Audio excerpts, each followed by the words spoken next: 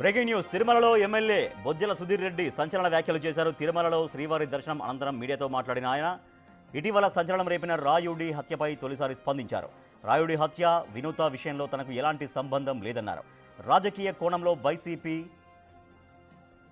పై తీవ్ర ఆరోపణలు చేస్తున్నారు ఆయన.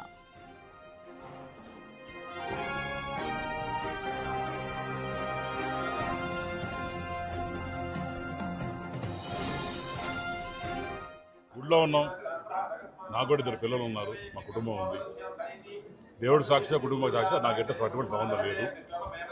అంతా కూడా ఇదేదో రాజకీయ కోణంలో చేసింది తప్ప అనవసరంగా లాగి ఏదో సోషల్ మీడియాలో వైసీపీ చేయడం తప్ప పొలిటికల్గా మాట్లాడి ఇష్టం. కానీ దేవుడు సన్నిధిలో ఉన్నా కాబట్టి చెప్తున్నాను, నాకు ఎటువంటి